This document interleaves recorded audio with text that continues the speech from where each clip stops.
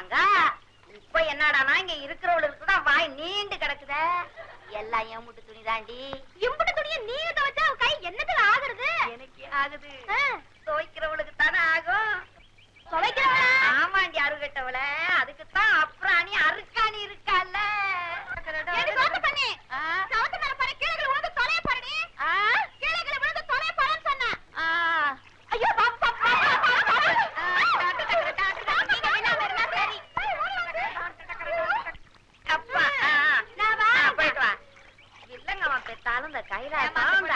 விவரமா தான் பெற்றிருக்கா.